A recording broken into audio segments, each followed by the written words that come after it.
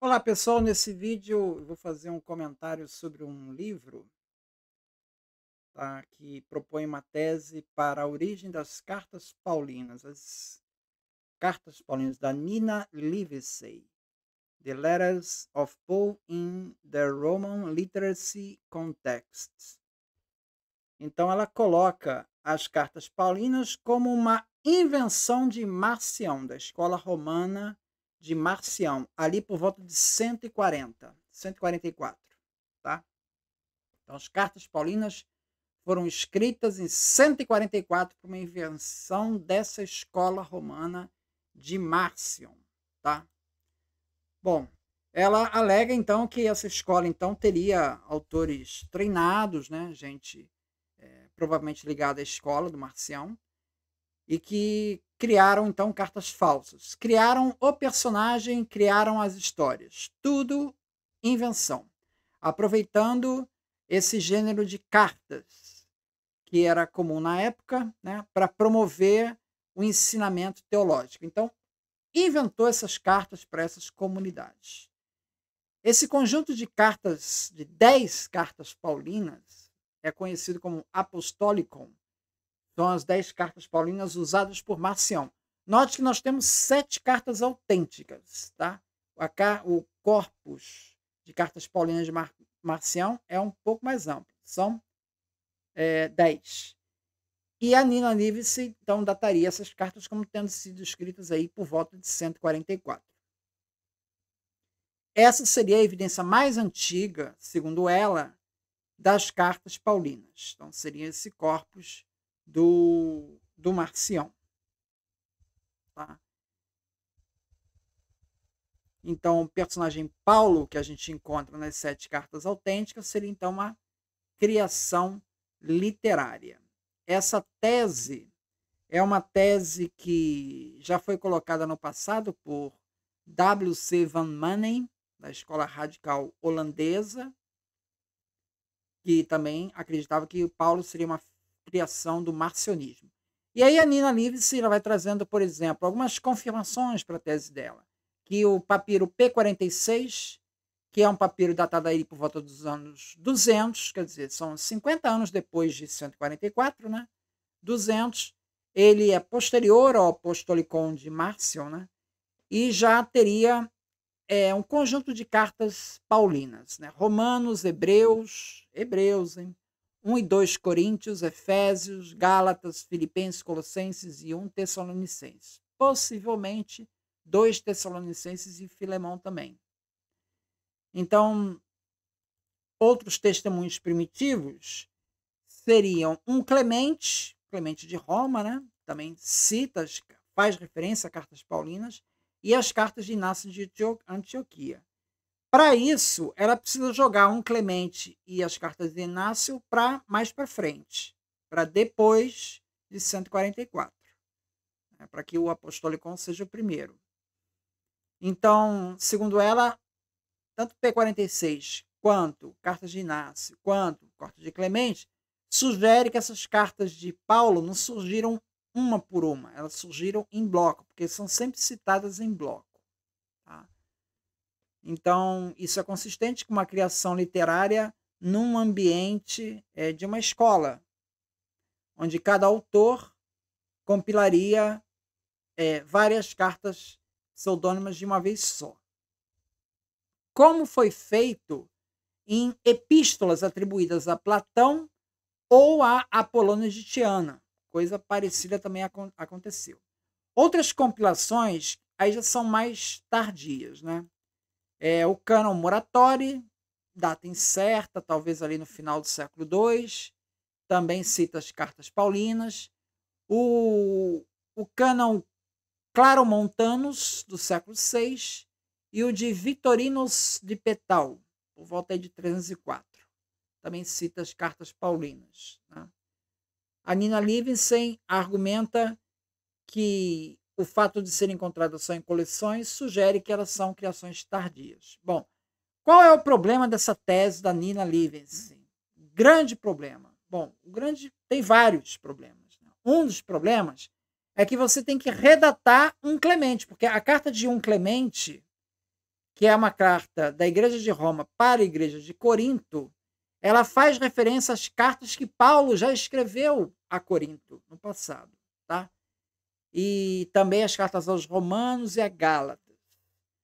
Então a gente precisaria redatar um Clemente, né? Porque um Clemente normalmente é datado em 95, bem antes de Marcião.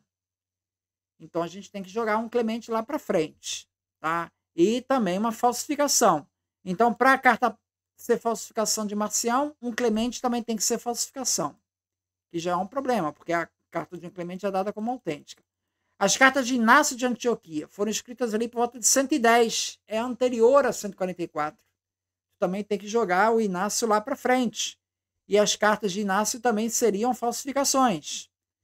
Aí, isso tudo vai complicando a tese dela.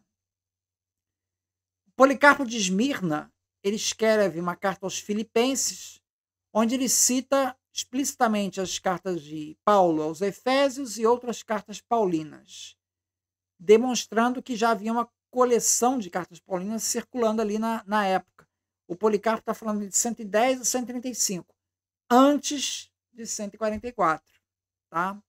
Então, novamente, a gente tem que pegar as cartas de Policarpo e jogar lá para frente. Entende? Você tem que se desfazer de uma série de documentos que eu tenho anteriores a 144, simplesmente jogar eles lá para frente. Aí é complicado, né? Fica muito fácil assim, né?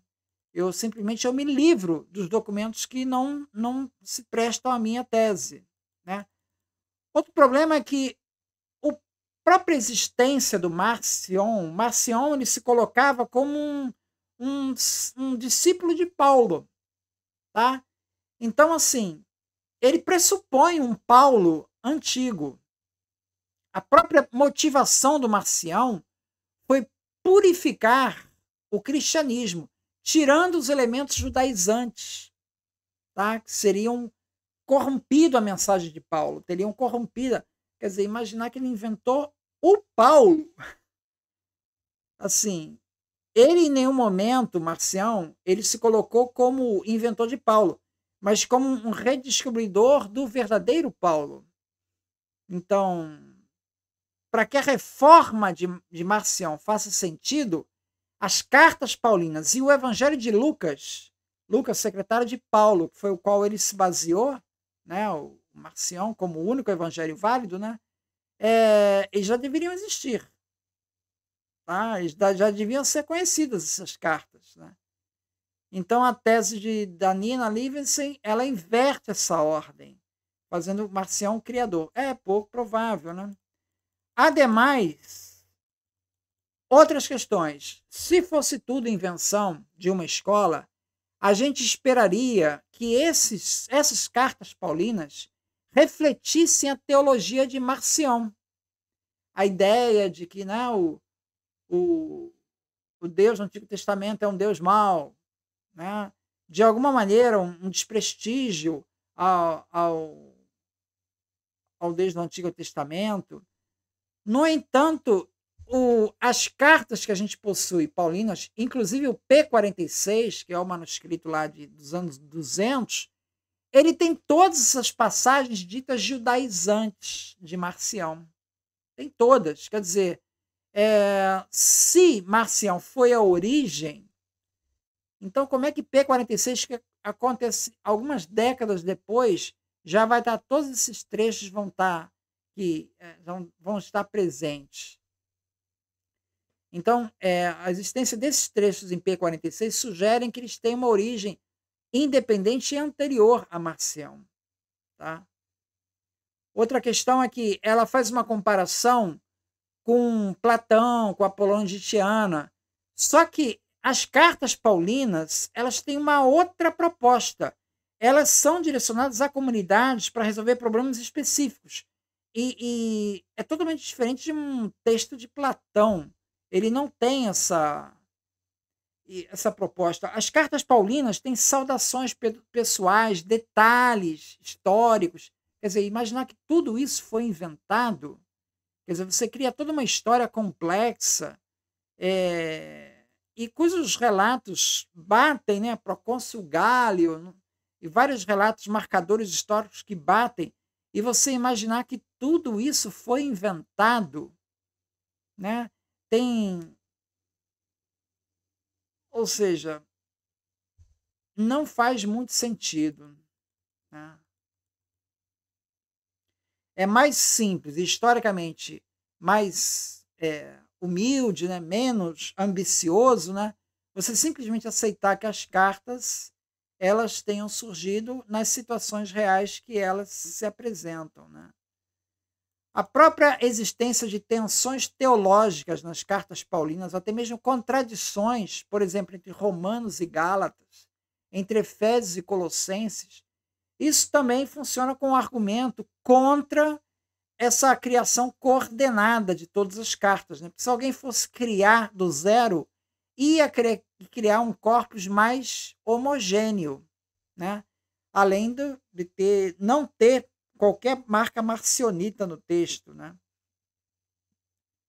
Então, tudo isso depõe contra a tese da Nina. Então, conclusão. Parece bastante improvável a tese que ela levanta. E ela é absolutamente minoritária na academia, não encontrou eco entre os outros pesquisadores. É isso, muito obrigado, então.